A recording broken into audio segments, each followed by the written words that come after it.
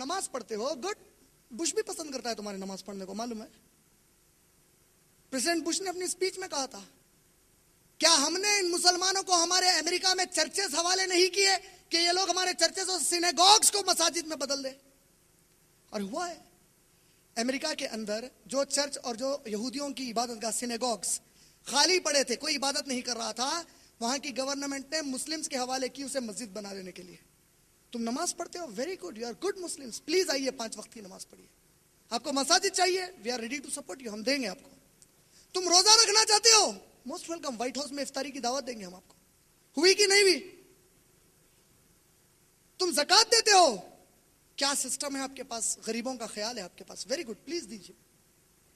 حج جانا چاہتے ہو, سبسڈی لیجیے ہمارے سے, ٹکٹ سستا کریں گے, آپ کے جانے کے لیے سہولت دیں گے, یہ سب ہم کریں گے, ویری گڈ.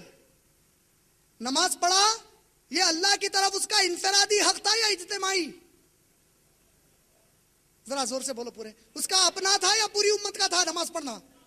میں نماز پڑھتا ہوں, آپ کو کچھ فائدہ ہوگا؟ آپ پڑھتے ہیں, مجھے کچھ ہوگا؟ تو یہ نماز خالی میرا معاملہ ہے, انفرادی حق ہے اللہ کا. روزہ رکھا آپ نے, اس سے امت کو فائدہ ہوا یا آپ کو؟ آپ کے روزے سے کس کو فائدہ ہوا؟ رکھنے والے کو. زکوٰۃ دی آپ نے, مسلمانوں میں غریبوں کو فائدہ ہوا, لیکن باقی کے انسانوں کو ہوا؟ حج کیا آپ نے, آپ کے حج سے مجھے کچھ فائدہ ہوا؟ اسے کہتے ہیں انفرادی حقوق اللہ. یہ جو انفرادی حقوق اللہ ہے, اس پہ تو باطل بھی آپ کا ساتھ دینے تیار ہے.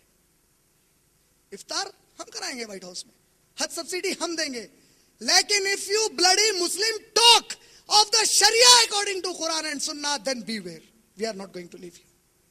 اگر تو کہے گا کہ قرآن اور حدیث کی شریعت کو نافذ کرنا چاہتے ہیں, کل تو بین ہو جائے گا.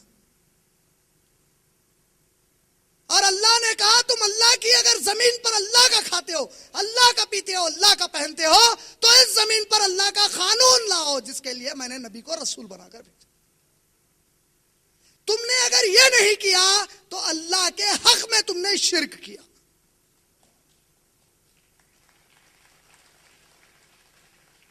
علامہ اقبال نے ایک بڑا پیارا شعر کہا, وطن پرستی جو ہم کرتے ہیں, اس ملک سے, اس وطن سے, انڈیا سے بے پناہ مجھے محبت ہے, لیکن میں یقین سے کہتا ہوں میری محبت دنیا کی کسی شے سے اللہ اور اس کے رسول اور اس کے دین سے بڑھ کر نہیں ہے. میں اپنے ماں باپ کو نہیں چاہتا اللہ رسول اور اس کے دین سے بڑھ کر, تو کسی اور کو کیا چاہوں گا؟ یہی میرا ایمان ہے, میں اسی لیے مسلمان ہوں, یہی تعلیم ہے. میں اس ملک سے محبت کروں گا, لیکن ملک کی ہر گندی اور بری چیز میں ساتھ نہیں دوں گا. اگر میرا ملک کہے گا کہ گے میرج لاؤ کیونکہ سب چاہتے ہیں کہ ہجڑے آپس میں شادی کرے, میں کہوں گا کہ نہیں, اللہ کی زمین پر اللہ کی اتنی بڑی نافرمانی نہیں ہو سکتی. اگر یہ ملک کہے گا یا کوئی اور ملک کہے گا سود کا نظام, میں کہوں گا نہیں, کیونکہ غریب کا حق مارا جاتا ہے سود کے نظام سے. اگر آپ لوگ یہ کام نہیں کرے تو اللہ کے حقوق میں آپ نے شرک کیا. یہ صرف اللہ کے حقوق نہیں ہے, بلکہ آج کل ایک نئی فلسفی چل رہی ہے, ہیومینٹی.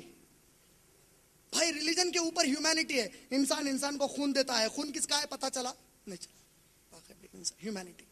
آپ غریب کی مدد کر دو, ہیومینٹی. آپ فلاں کام کر دو, Mother Teresa humanitarian Nobel prize winner, سمجھے کہ نہیں سمجھے؟ اچھا, اب آپ لوگوں سے میں ایک سوال کرتا ہوں.